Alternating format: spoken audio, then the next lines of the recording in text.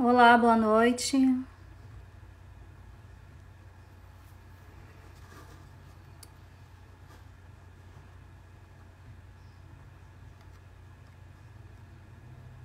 Olá, boa noite. Vocês estão me escutando bem? Opa, se já me deram boa noite é porque estão me escutando. Sejam bem-vindos ao Notório Saber. Nós vamos fazer uma live hoje bem interessante. A gente vai falar sobre, né, o segurado especial, os segurados rurais. Mas ela foi publicada, tá? De repente, tu não sabia, mas ela foi publicada, tá? Inclusive a gente tá há dias aí fazendo as publicações. Boa noite, doutora Gisele. Boa noite, Samira. Né? Muita gente aí entrando. Vamos esperar todo mundo entrar. Eu vou chamar já o doutor Felipe pra gente começar, tá? O nosso bate-papo aqui.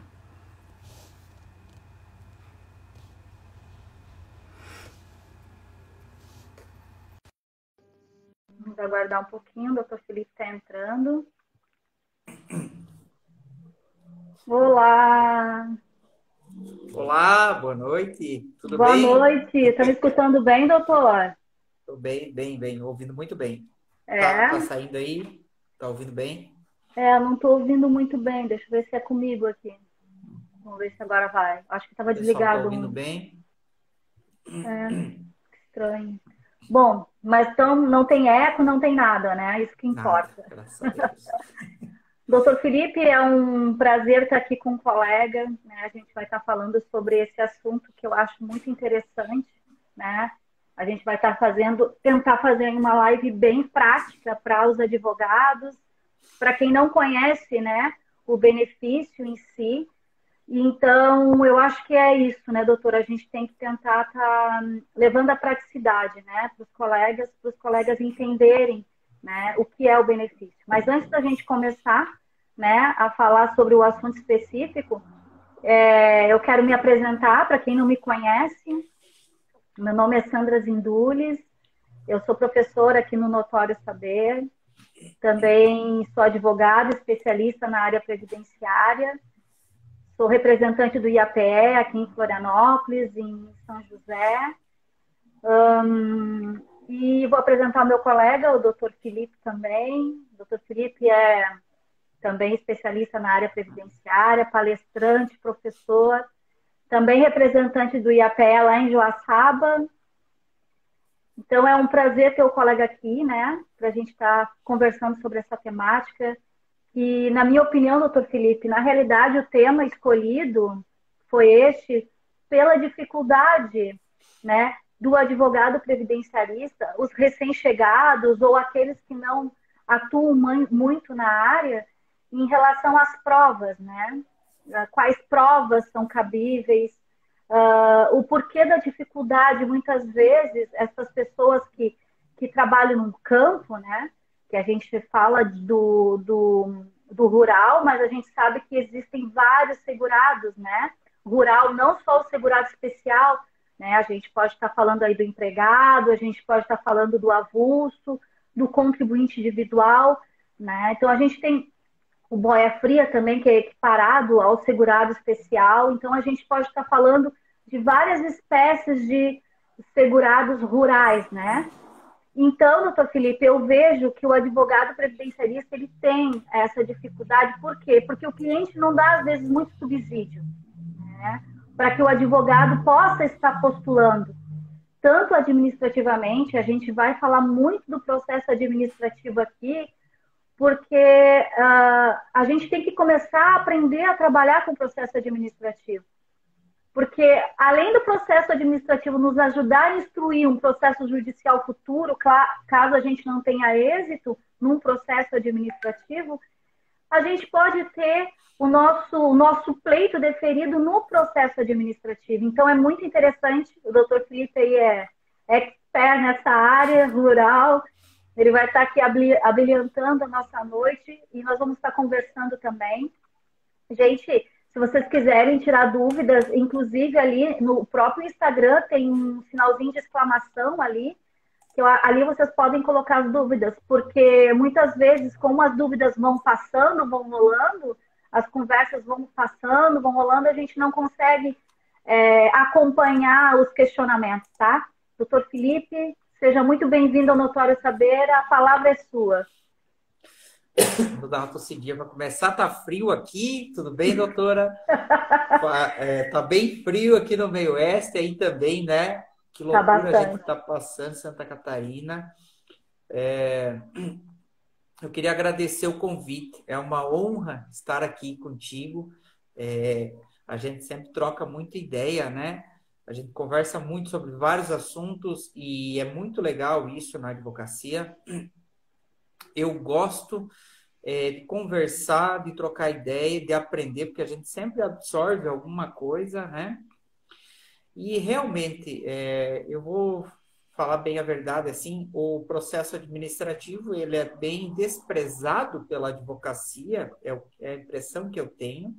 É verdade. Eu sou um defensor do processo administrativo previdenciário, porque até eu comentei antes contigo, né? Hoje à tarde, eu tive um case de sucesso, assim, que me surpreendeu. Pois isso aí foi pro livro dos Guinness, né? Meu Deus, foi uma coisa fora do normal, né, doutor? Foi fora do normal. Então, nós vamos falar, acho que vamos deixar para falar lá no final, que daí o pessoal fica até o final, né? É verdade, guardar o segredo para o final. Então, é um negócio, assim, fantástico. E aí eu fico pensando, né? Poxa vida, às vezes tem colegas que desconhecem as facilidades do processo administrativo previdenciário. A doutora Gisele e a doutora Jane, ontem, na live delas, falaram sobre isso. Deram um show, né? A live delas foi fenomenal. Um show. Eu até brinquei com ela que é muito difícil falar sobre a aposentadoria rural depois da doutora Jane Berwanger, né? Então, a gente está numa tarefa aqui hercúlea, mas vamos lá. E eu acho que é importante a gente começar destacando, né? Quando a gente fala em aposentadoria rural, qual é o tipo de segurado, a espécie de segurado que a gente está falando, né? Nós estamos falando aqui, nós vamos falar hoje sobre as provas destinadas ao segurado especial. Quem é o segurado especial? É aquele pequeno agricultor que trabalha em regime de economia familiar, numa pequena propriedade. E aí já surge a primeira questão, né? A legislação fala em imóveis com área não superior a 4 módulos fiscais. Exatamente. O que é o módulo fiscal? O módulo fiscal é uma medida determinada pelo INCRA, né? Quantificada pelo INCRA. E aí, o valor do módulo fiscal, ele vai variar, né? Ele vai variar. Ele não é um valor absoluto para todo o Brasil. E acho que até eu coloquei aqui um exemplo de que em algumas cidades são 18, outras cidades são 5, outras cidades são 7 hectares, né? Então, varia, até mesmo dentro do próprio estado, né, doutor? Varia bastante nessa questão. Estado. Estou até procurando aqui, porque o nosso material é bem extenso, né? Ele é também estou dando uma olhadinha. Eu sou meio metódico, e aí o pessoal não se assustem. Depois, quem precisar, quiser pedir para nós, a gente manda, né? Aqui, mandamos o material, sim. Mandamos o material. Só para a gente ter uma ideia. O módulo fiscal ele é definido por município, de acordo com o INCRA, e ele é medido em hectares. Hoje, um hectare equivale a 10 mil metros quadrados. Então, uma informação. Na minha cidade, chamada Capinzal, o módulo fiscal é composto de 18 hectares. Florianópolis, o módulo fiscal, segundo a última tabela do INCRA, são 7 hectares. Em Brasília, são 5 hectares. Então, isso varia muito de região para região. E aí, o segurado especial então, o pequeno agricultor que sobrevive do plantio, da produção agrícola, agropecuária, na sua pequena propriedade, que às vezes não é tão pequena assim, a depender do lugar onde a pessoa resida, e que ele tira dali o seu sustento, né? Então, ele vive daquilo ali. Pode ter alguma outra fonte de renda? Pode, é possível que existam outras fontes de renda, inclusive dentro da propriedade, mas assim, o básico, o principal sustento da família precisa sair da atividade agropecuária, né? Inclusive, doutor Felipe, aproveitando o gancho, aconteceu algo muito, muito. Inclusive, a gente trocamos umas figurinhas, como falam, né? Em relação a esse caso específico, que eu vou trazer aqui, porque eu quero fazer uma live bem prática para as pessoas, né? Os advogados que estão aqui, o que tem acontecido, né? Então, o que aconteceu? Infelizmente, nesse caso, por que no início da live eu comecei a falar sobre a instrução do processo na administrativa? Número 1, né, a instrução normativa, a IN 77 de 2015, em relação a provas, ela é extremamente mais benéfica para o segurado do que hoje, né, doutor? Inclusive, a gente já conversou sobre isso, sobre a MP 871, que trouxe, né, que foi convertida na Lei 13.846, que trouxe a questão da prova testemunhal, né? Que antes o juiz ele podia fazer sua livre convicção, né, em relação à prova testemunhal, às vezes o segurado, geralmente ele não tinha provas suficientes, né, e o juiz ele formava a livre convicção dele através de uma testemunha. Não que a prova testemunhal tinha que ter um indício de prova material, mas ela não precisava ser como é hoje considerada a prova testemunhal em si, né? A prova documental hoje, como ela é considerada, né? Que ela tem muito mais peso, né? E nesse caso, o processo chegou para mim sem uma instrução, né? No administrativo, né? Uma instrução no processo administrativo. Então, a pessoa entrou, pediu, não levou provas, enfim, ela mesma fez. Então, quando o processo chegou aqui para mim, eu não tinha muitas coisas para acrescentar mais, até porque, como todos nós sabemos, tudo que a gente quiser arguir hoje no judicial, a gente tem que ter arguido lá no administrativo primeiro, né? E, doutor, o que aconteceu nesse caso? A segurada, ela era casada, né, com uma pessoa, né, com um homem, com um segurado, com um empregado, né, de uma empresa, eu acredito que era a Celeste, eu não lembro bem. Era uma estatal, acho, né? Isso. E foi negado. A doutora Bruna Correia Ortiz também entrou, é a mulher do processo administrativo. A gente está falando bem do processo administrativo aqui, doutora Bruna. Que eu acho não, o processo administrativo ele é essencial. Então, doutor, o que aconteceu? O INSS ele não reconheceu o benefício dela desde a administrativo, pedido de aposentadoria híbrida, pelo fato do esposo dela trabalhar numa outra atividade e que a atividade que ele exercia, que não era atividade de economia familiar, o valor que ele recebia era muito maior do que o valor que ela recebia, entende? E de pronto o INSS negou o pedido dela por esse motivo, porque o que ela recebia, o que ela ganhava, né, em relação aos produtos que ela vendia, era muito ínfimo, ou seja, a atividade que ele exercia tinha que complementar a atividade dela, né, em família, né, mas ele não poderia receber mais do que ela, digamos assim, seria um complemento, né, e judicialmente também foi indeferido por esse motivo, doutor. Por isso que a importância do processo administrativo da instrução, né? É interessante porque eu tive um caso assim e a gente ganhou em primeira instância. Peguei também na fase, a cliente surgiu aqui no escritório já com 4 anos do processo administrativo indeferido. E no meu caso, o marido não tinha uma renda tão alta. Não tinha uma renda tão alta, mas também tinha um auxílio acidente, que dava uma incrementada na renda urbana dele. E aí fomos para o judicial, ganhamos, e aí nós temos um tópico aqui, como fugir do GEF. Ganhamos, era GEF, o INSS recorreu e eu perdi. E aí eu não consegui mais fazer subir, não teve jeito, né?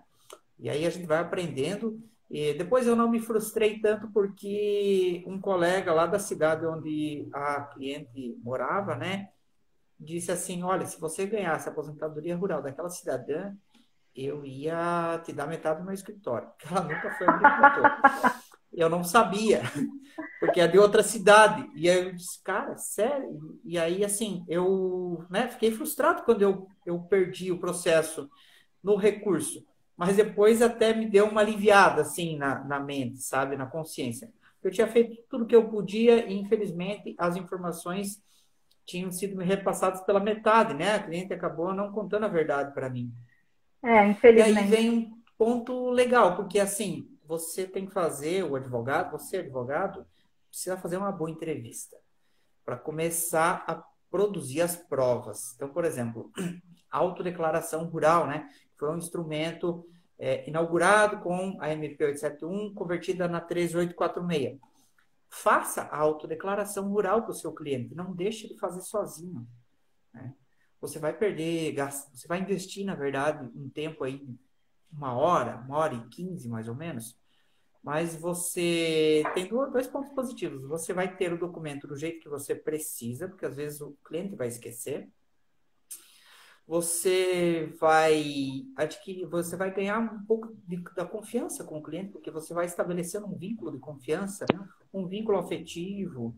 O cliente do segurado especial, ele é um cliente singular, ele precisa de atenção. Não que os outros não precisem, mas ele é um cliente um pouco mais carente de atenção. E aí, uma coisa bem interessante também que a gente busca fazer com esses clientes é assim, não fale juridiquês, né? Fale a língua dele. Não fale, o senhor já esteve em benefício por incapacidade, não, o senhor já esteve afastado, o senhor já ficou encostado do INSS há algum período, né? Como é que é a tua produção lá? Sobra para vender, não sobra para vender? Então, são coisas assim simples que às vezes ajudam É o você linguajar, né, entender doutor? o É o linguajar. linguajar. Porque como eu comecei falando, são pessoas, né, que geralmente são mais simples, né, doutor? Né? São pessoas Pessoas que não muito têm muita simples, né? instrução. Então, a gente tem, nós advogados, a gente tem que falar um linguajar mais tranquilo para que as pessoas entendam o que a gente está querendo passar para elas, né? Em relação a isso, né? Em relação à autodeclaração, doutor, é bem interessante a gente aqui falar, né? Que realmente quem trouxe essa novidade foi a MP 871, né? Como a doutora recém acabou de dizer. Em relação também, ontem, inclusive, a doutora Jane e a doutora Gisele falaram com maestria sobre a justificação administrativa. Eu acho que é importante a gente abordar aqui, porque uma das coisas que ajudavam o segurado administrativamente a questão da justificação administrativa, né, doutor? Que com a MP 871, que foi convertida em lei e alterou, né, a lei de benefícios lá, a justificação administrativa hoje ela já não é mais feita. Claro, a gente está vivendo agora em momentos difíceis de pandemia, mas depois, já estava acontecendo dessa forma anteriormente, né, doutor? Eles estavam, como a doutora Gisele falou, por uma questão de estrutura, né, do INSS. Então, por uma questão de estrutura, o INSS estava optando por não fazer mais a JA, porque faltava servidor, porque, né, eles querem focar em outras atividades internas. É engraçado porque há algum tempo atrás, antes da pandemia, antes de fechar tudo, eu estive na agência do INSS local, questionando, disse, olha, tive um processo julgado lá em tal lugar e tal, pedi a JA, não foi realizado. Aí o gerente da agência disse assim, não, é que tu não sabia, a JA não existe mais, ela foi revogada. Eu falei, é sério? Foi revogada? Eu acho que eu perdi essa parte, então, porque em algum lugar eu devo ter esquecido. Não... Você lembra como é que está essa mudança aí? Ele, não, eu não lembro agora, mas a gente recebeu alguma coisa aqui, alguma portaria, algum memorando. A gente não é mais obrigado a fazer JA. Ah, que legal. E aí, assim, eu voltei confuso, porque eu fiquei pensando mesmo, será que eu viajei? Será que eu esqueci alguma Ó, coisa, né? doutora E Bruna, aí, como assim? Assim! onde é, né? Pois é. onde é que está a revogação da JA. Eu fui estudado, eu voltei para o escritório assim, esbaforido, correndo. Eu falei, então você pensa assim, o servidor público está recebendo a informação dessa forma. Conversando com servidores públicos, a gente sabe que não existe uma universidade corporativa, né, robusta na autarquia. Então, às vezes, a informação se perde realmente. Assim como, às vezes, você tem que ir na agência, você, advogado, vai na agência e você tem que levar dentro da pasta, dentro da tua bolsa ali, uma cópia do ofício circular que diz aquilo que você está buscando lá, porque o Exatamente. servidor não vai levar em consideração só o que você fala. Eu já sofri com relação a acerto de CNIS, né? Averbação de tempo e vínculos que estavam na CTPS e que não apareceu no CNIS. Que é um procedimento autônomo, é meramente protocolável, né? E o servidor diz, não, tem que fazer dentro de um pedido de benefício, não posso protocolar assim. Então, às vezes, você, a advocacia, que tem que pavimentar o caminho que o servidor do INSS vai seguir para processar o seu pedido. Exatamente. E aí nós entramos, né, doutora, numa questão ali de início de prova material, que é uma coisa, é um ponto muito importante, porque quando nos deparamos com a expressão, é preciso haver o início de prova material, qual o que pode ser considerado o início de prova material? Então, praticamente tudo que você tiver à mão, né, você pode usar para a prova material, para o início de prova material do tempo de atividade rural. Uhum. E aí nós entramos na questão nós falávamos antes, hoje à tarde, né, na questão da contemporaneidade do documento. Então, assim, existe, com a alteração legislativa, a exigência de uma contemporaneidade. E se você só tiver prova testemunhal, o que é bem possível de você não ter nada. Então, surge, assim, uma possibilidade. Essa dica é excelente, doutor. Essa dica aí, ela é excelente. Escutem, pessoas, escutem. Que é um negócio, assim, que tu começa a pensar e, às vezes, você tem que se afastar um pouco do cenário, né, para você enxergar aquilo que você precisa. Você busca a prova testemunhal e, às vezes, você encontra mais pessoas, não só 3, que apesar de eles, antigamente você pensar, é só 3, não é só 3, são 3 por fato, de acordo com o Código de Processo Civil. Então... A IN fala em 3, né, doutor? A IN fala no máximo até 3, né? No máximo 3. Se você for buscar, né, se você for atrair a legislação processual, você vai lembrar que são 3 por fato. Então, eu já vi casos de a professora Melissa Forma, numa aula, falou o seguinte, olha, eu já levei 12. Claro que eu tive que ir para a justiça para fazer o processo voltar, reabrir a instrução administrativa e ouvir as minhas 12 testemunhas. Porque o segurado tinha trabalho rural em diversas localidades, né? Morou em muitos lugares. E aí você tem mais de 3 testemunhas, você pega as 2 que tem menos articulação para poder falar, para poder prestar um depoimento, e você faz uma ata notarial. Aquilo ali vai ser um documento. Isso vai servir de prova material. E aí o INSS vai vir e vai contestar a contemporaneidade do documento. E aí você já vai arguir na sua inicial administrativa a súmula 555 do STJ, né? Que fala que é possível reconhecer o tempo de serviço rural anterior ao documento mais antigo apresentado, desde que amparado em convincente prova testemunhal colhida sob o contraditório. Então, o STJ ele afasta a obrigação de contemporaneidade, ele permite a extemporaneidade do documento, e você não tendo documento, você cria um documento, né? Você pega o fato, você pega o testemunho da pessoa, transporta para uma ata notarial. A ata notarial é um documento que é dotado de fé pública, né? E aí você leva um pouco mais de robustez para esse início de prova material, em que pese não ser, né, contemporânea à data dos fatos.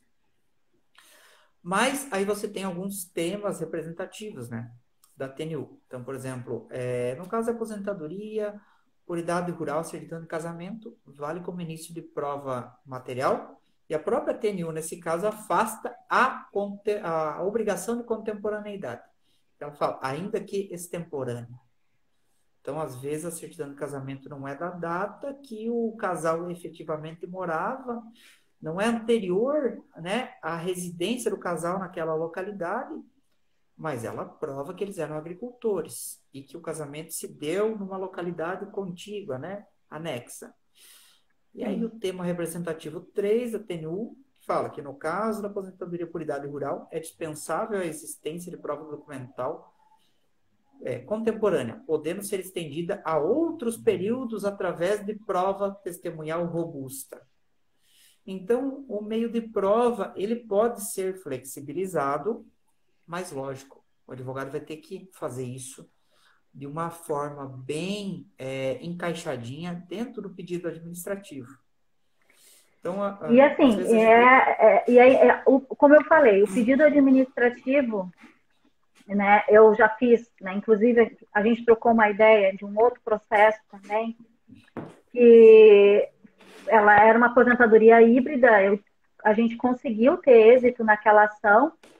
Claro que no caso dela, nós tínhamos muitas provas, não foi nem aberta a JA naquela ocasião, porque nós tínhamos muitas provas, né? Aquele terreno que eles tinham, aquela área que eles tinham, né, que eles cultivavam, ela já era do tetravô, bisavô, avô, pai, enfim, e continuou na mesma família. E isso acontece muito, porque nesse caso eles fizeram o inventário, fizeram a sucessão certinha, mas muitas vezes essas pessoas, eles não fazem, né, o inventário, eles não fazem a partilha da terra. Eles simplesmente vão lá, constroem, né, dentro daquele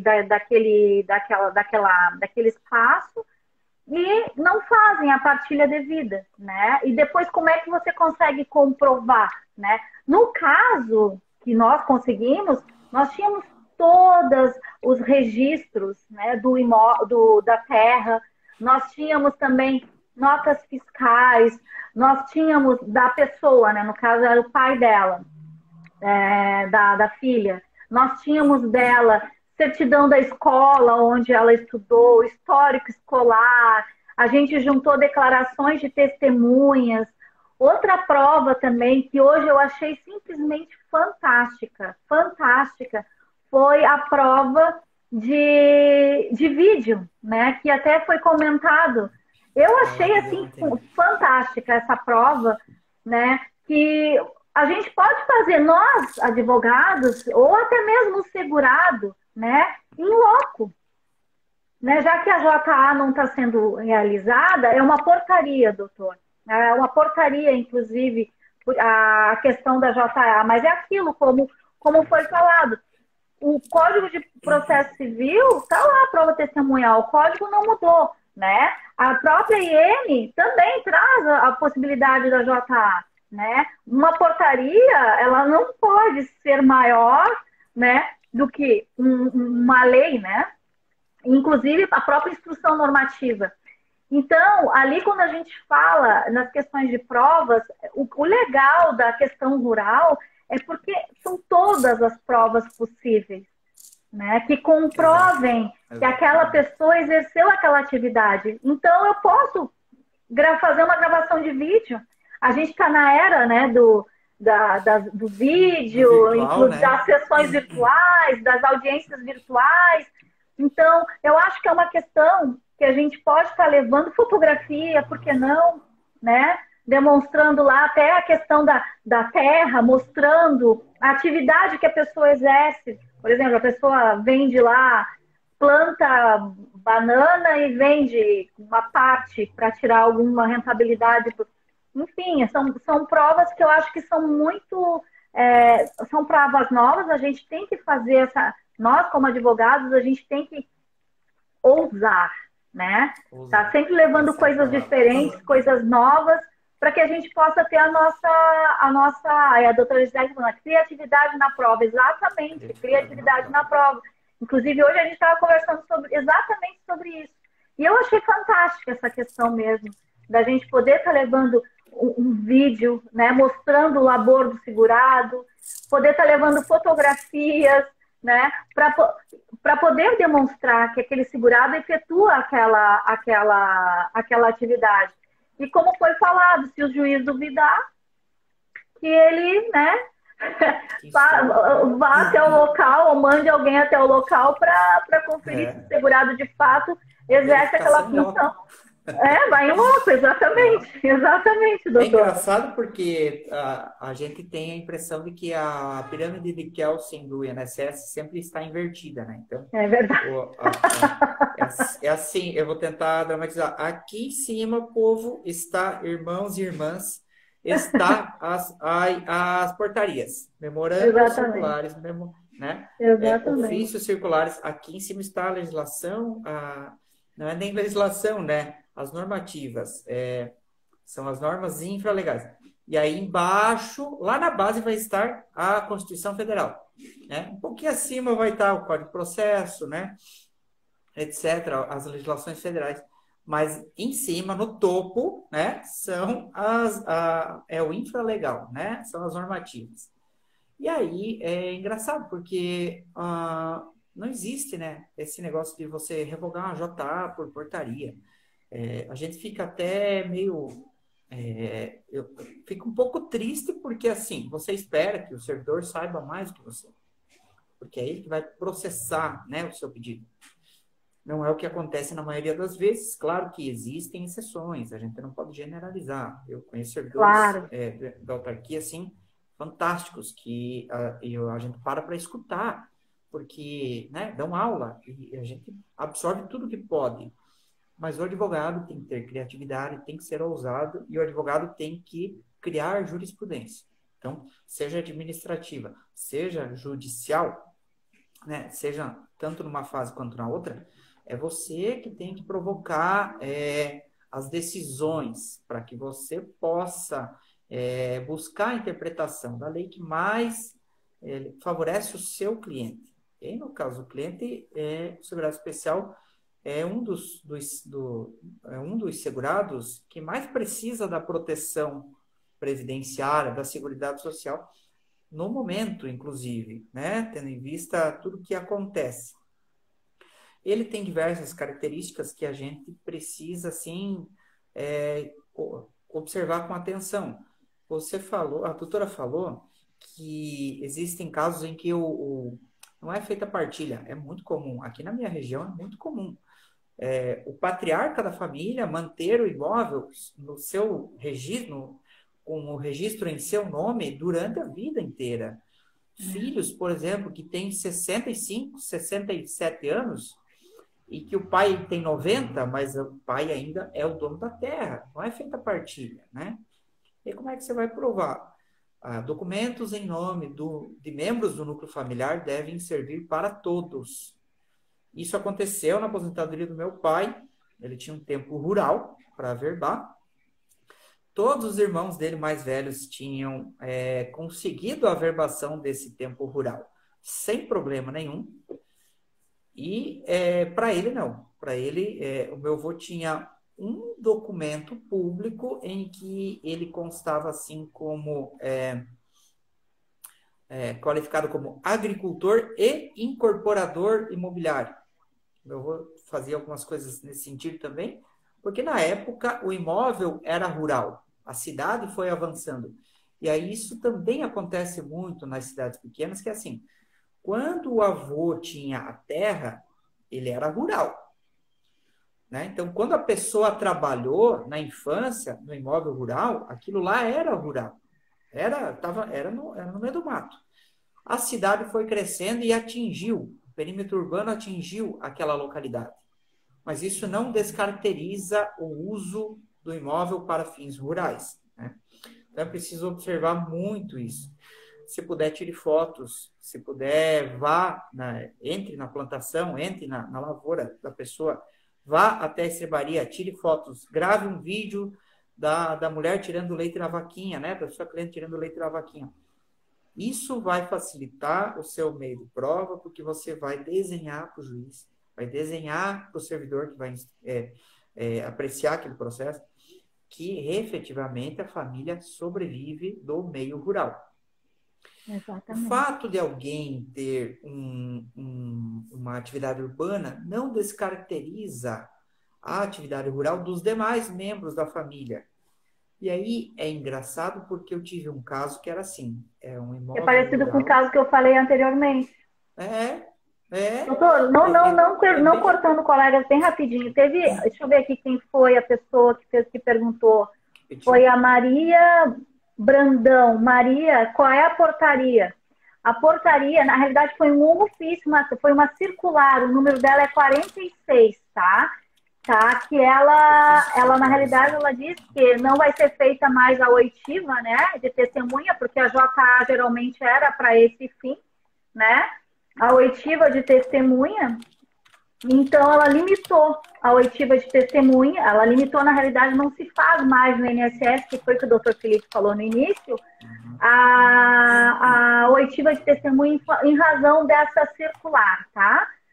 O pessoal pode mandar as dúvidas lá. Doutor, aproveitando o gancho, o que o colega vai falar agora sobre atividade urbana foi exatamente o caso que eu trouxe como exemplo no início da nossa live, que foi aquele caso que a atividade urbana dele, o valor que ele recebia era infinitamente maior do que o valor da venda. Na realidade, ela não era pescadora, tá? Da venda daquela pesca, né? Então, por esse motivo, inclusive na época eu lembro que nós dois conversamos, porque se fossem similares, se fossem rendas ali similares ou próximas, ok. Mas era uma diferença, às vezes, de 3 mil reais do que ele recebia e do que a pessoa, de fato, conseguia auferir em relação à venda da pesca.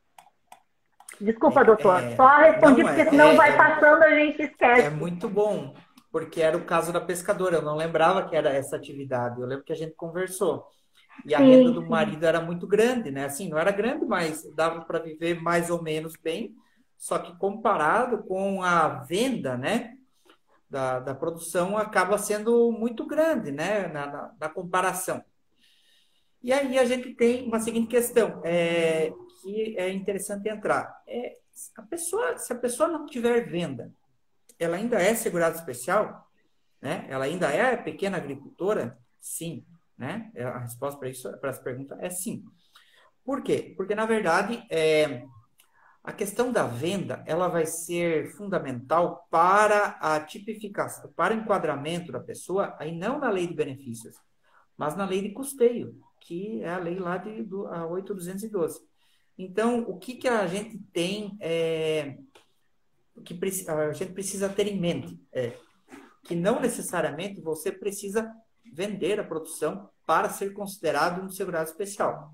É lógico que você não pode vender, ter uma produção tão alta que você ganha aí, sei lá, 30, 40, 50 mil reais por mês com essa produção. Ter empregados também é uma questão que caracteriza também, né? Tu vai acabar fugindo um pouco desse patamar. Mas aí tem uma configuração interessante, porque assim, às vezes você tem um indeferimento na agência do INSS motivado pela descoberta do INSS de que aquela família na agricultura está progredindo de vida.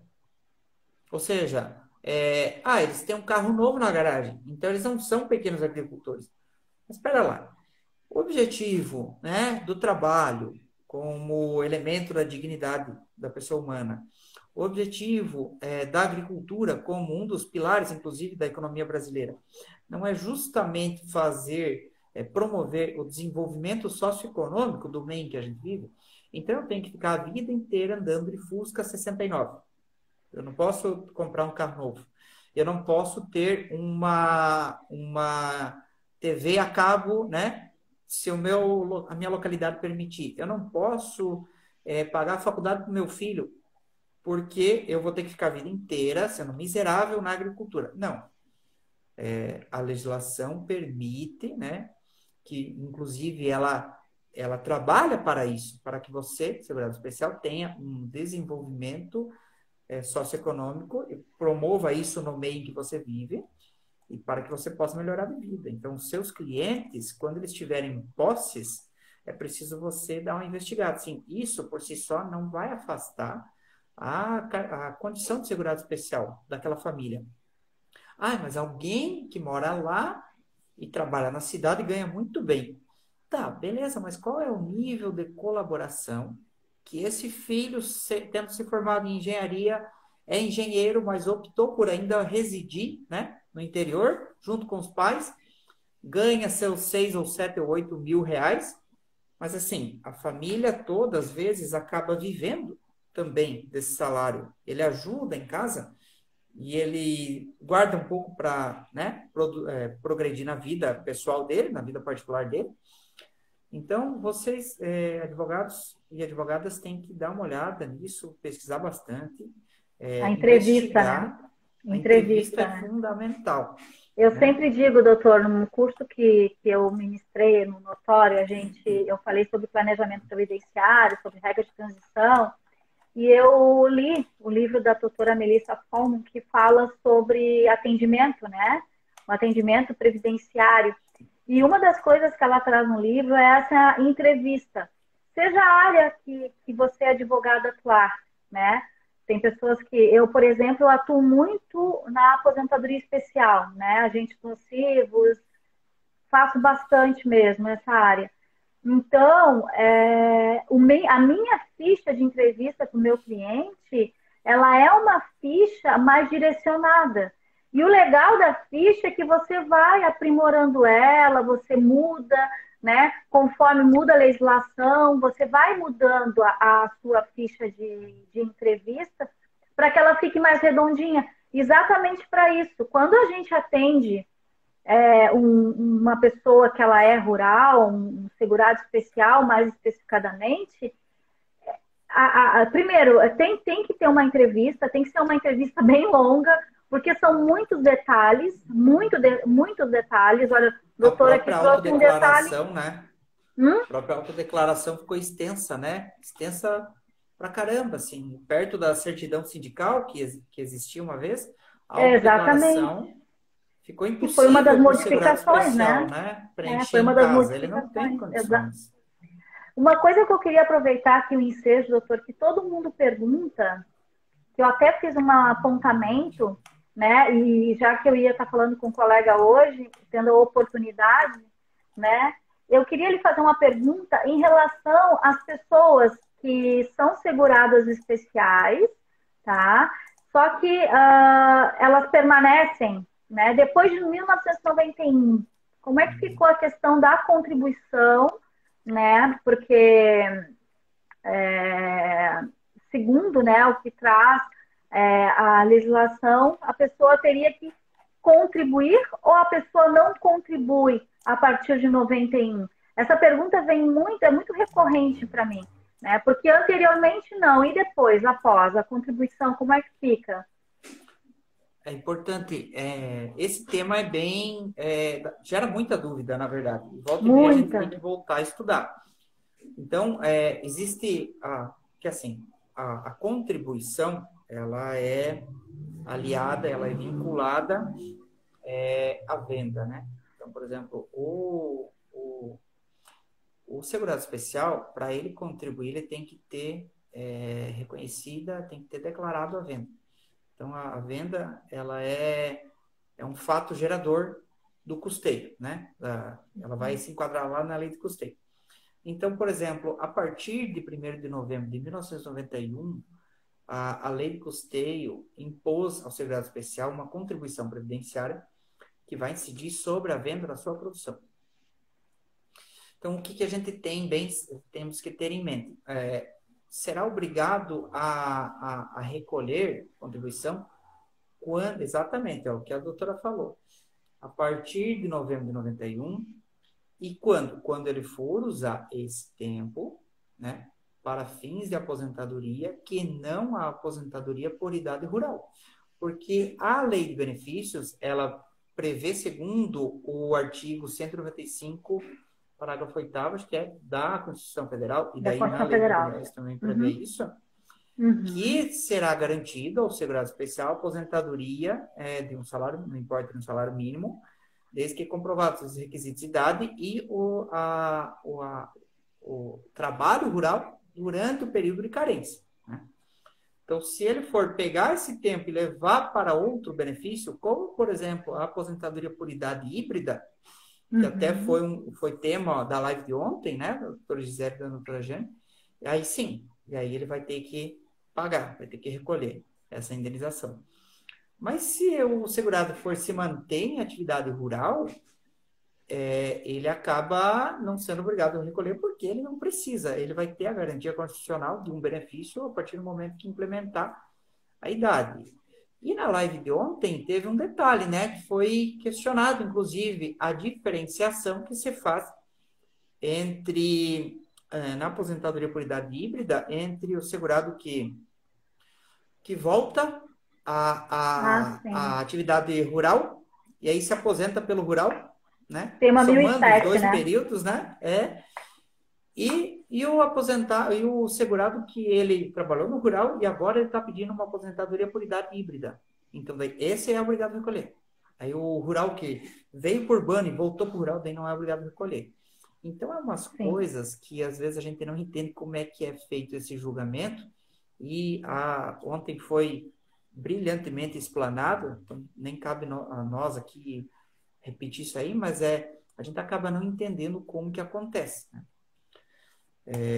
O segurado especial, ele tem esses nuances, né? Você tem que pegar várias questões e trazer para dentro da entrevista. Na hora da entrevista, vale muito mais a pena eu gastar um tempo maior na entrevista do que eu ter que ficar chamando o segurado toda hora no escritório para mim poder repetir alguma coisa que não ficou bem clara. Então, gaste o tempo que for necessário, colegas, para que você faça um termo de entrevista, de preferência, colete a assinatura do seu cliente no termo de entrevista. Porque, assim, quem nunca foi do céu ao inferno numa audiência, né? Porque você chega com uma informação e lá na hora você descobre que a história não é exatamente aquela que você achava. Foi exatamente o que aconteceu comigo naquela audiência fática lá que eu lhe contei, exatamente, né? Então, eu fiquei sabendo que a pessoa ela tinha um salário maior e depois na audiência. Imagina como é que eu fiquei, né? Como que eu não fiquei na hora. Doutor, eu acho interessante essa questão também que foi trazida, que ela é sobre o cadastro rural, né? Na realidade, o CNIS rural. Eu acho legal a gente abordar, né? Porque isso já era para, claro, a gente nunca imaginou que nós estaríamos da forma que nós estamos, né? Em razão da pandemia, né? E tem uma outra perguntinha aqui, só deixa eu ver, doutor, se não passa, eu não pergunto. Hoje, na publicação da atualização do Decreto 3048, permanece a JA, empregado rural sem registro em CTPS, sem contribuição, é possível aposentar? Doutor, quer responder essa? Empregado rural sem registro em CTPS, sem contribuições, é possível aposentar? Eu acho, para o Arielton. Eu acho que o doutor já respondeu essa pergunta. Aparece aí para o doutor quando as pessoas perguntam? Não, quando manda pela caixinha de perguntas, não. Não, aparece só para mim. Então, a pergunta desse colega aqui, agora que ele fez, empregado rural tem registro, sem registro em CTPS, sem contribuição, é possível aposentar? Veja bem, o empregado, quando você pensa na relação de patrão e empregado, você precisa pensar no seguinte: a responsabilidade tributária, ou seja, pelo recolhimento das contribuições, não é do empregado, é do empregador. Empregador, exatamente. E, se eu não me engano, existe um enunciado do CRPS, não lembro se é o 5 ou se é o 14, mas posso verificar depois, se quiser chamar no privado. Mas tem um enunciado, eu acho, do CRPS que fala que o segurado, empregado, ele não pode ser prejudicado Tem sim. pela falta de recolhimento, né, das obrigações tributárias do seu empregador. Uhum. E sobre o CNIS rural, nós temos Inclusive, a alguma... obrigação do INSS de fiscalizar, tá? O INSS, ele tem obrigação de fiscalizar, né? Por exemplo, quando Isso. não há o recolhimento, né? Até porque hoje é tudo interligado, né? Então, o INSS, ele tem essa obrigação de fazer a fiscalização, quando não há Isso mesmo. contribuição, né? Isso. É obrigação. Claro que a gente sabe que o INSS não tem a estrutura, o aparato que Não. tinha Deveria ter, né, antigamente, doutor? né? Deveria ter. Mas né, é obrigação da autarquia estar fiscalizando. E assim, ó, é engraçado porque eu tive um auxílio doença negado por ausência, não tem muito a ver com a live, mas é só para a gente saber o procedimento. Por ausência de registro na CTPS, era um empregado urbano, e aí eu indiquei, eu disse, olha, eu fiz um pedido, né, escrito, mesmo no pedido administrativo, fiz uma petição inicial, eu disse, olha, lá naquela empresa existem vários colaboradores que não estão registrados, não são diaristas nem nada. Aí, assim, o INSS gasta energia para contestar as iniciais, né, os pedidos de benefício, mas não gasta tempo para ir verificar a situação dos trabalhadores. Então, isso a gente fica um pouco indignado. A autarquia deveria, então, pegar essa informação e averiguar. Se eu estou dizendo que lá tem, e o cliente falou realmente, olha, não era só eu sofri um acidente, mas tem pelo menos mais uns 5 lá que não são fichados. A gente informa, lá na empresa é costumeiro, né, a contratação de colaboradores sem o devido registro na CTPS. Então, poxa, INSS vai fiscalizar, ajuda, né, a fazer a roda girar, e aí eu não sei se é porque o recolhimento da contribuição previdenciária é muito pequeno e não vale a pena, né, mas eu acho que talvez seja isso, mas eu acho que às vezes, assim, é mais uma forma de ver se esse segurado não entra no cotão. A gente sabe que tem o cotão. Eles preferem Sim. correr o risco, né? De Uhum. que dos 100% dos casos, 10 busquem, né, um recurso e aí os 90 que não buscam é a economia. O doutor Algacir pediu aqui como fazer a prova nesse sentido do empregado rural, né? Olha, hoje a nossa live é sobre provas mais para a segurança especial, mas assim, fotografias, conversas de WhatsApp, né, se for um empregado rural, você pode estar fazendo o pedido dentro do processo administrativo de uma pesquisa externa, né? Você pode estar solicitando em alguns órgãos que devam ter algum documento relativo àquela atividade, né? E aí, se você não consegue, vamos supor que você peça no INCRA alguma informação relativa à atividade extrativista que era realizada dentro daquele imóvel e o seu cliente era empregado rural.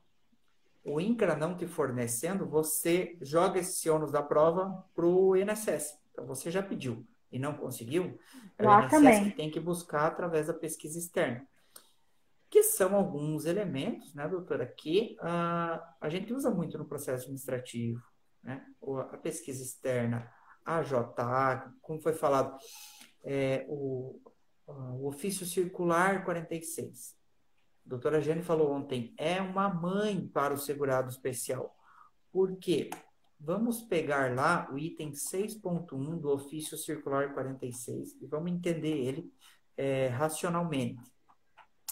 Ele fala assim, na análise de benefícios de aposentadoria por idade, para fins de cômputo de carência, deverá ser apresentado, no mínimo, um instrumento ratificador, aí, parênteses, base governamental ou documento, contemporâneo para cada metade da carência exigida no benefício. O que significa isso, pessoal? É, isso aí é É um verdade. documento para cada 7 anos e meio. Administrativamente, olha, gente, se a gente Você começar a tem aprender dois a mexer com documentos. o processo administrativo, Você junta 2 documentos no processo administrativo, comprovando a carência de 15 anos e obtém a aposentadoria rural por idade do seu cliente.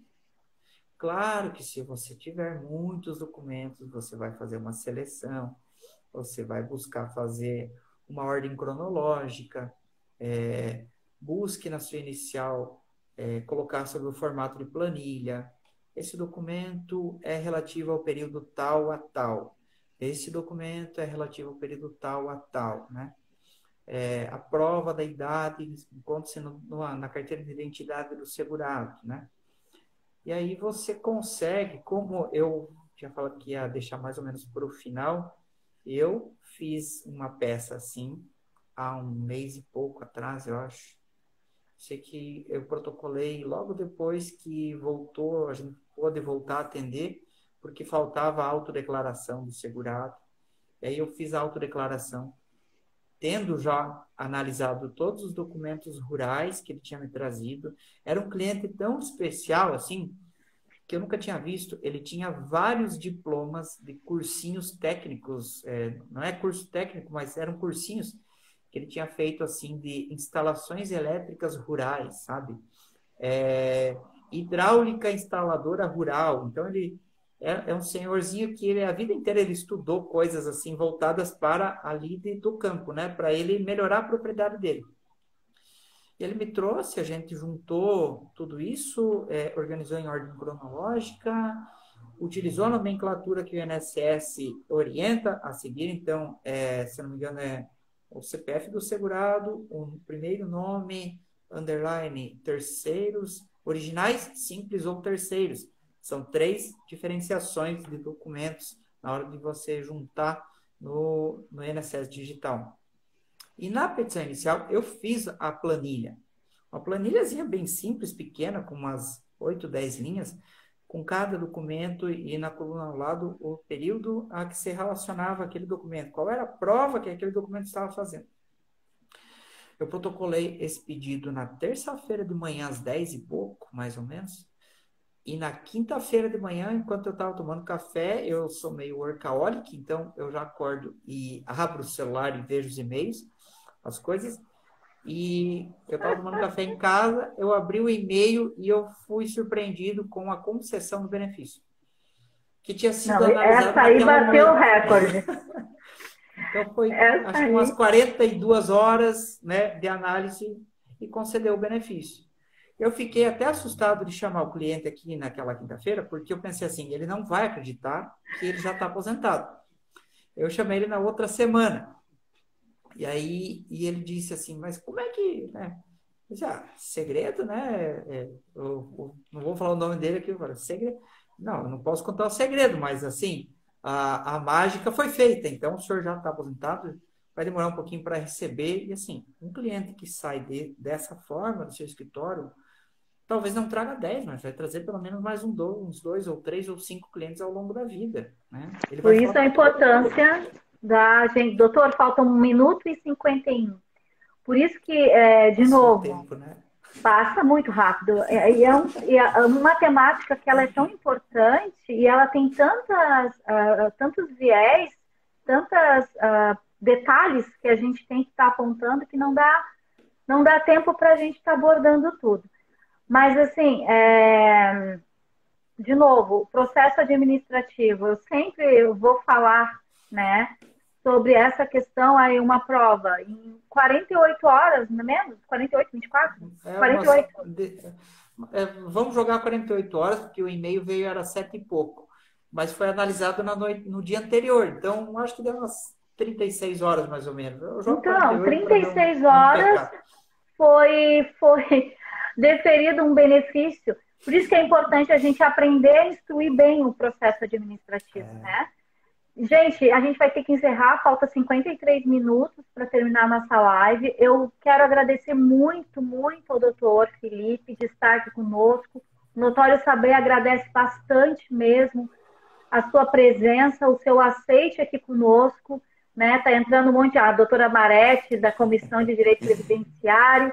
Gente, obrigado por vocês estarem aqui com a gente. Muito obrigada pela companhia de vocês. E eu vou deixar as suas considerações finais, doutor Felipe, com 22 minutos, 22 segundos. Não, eu vou agradecer à professora Magda aqui da UNOESC, agradeço a oportunidade, agradeço o convite da minha amiga Sandra, da doutora Gisele, da Notório Saber. Eu acho que faltou tempo aí, nós vamos ter que programar uma próxima. Então tá, querido, muito obrigada. Fica Beijo com para Deus. vocês. Obrigada, gente. Amém, igualmente.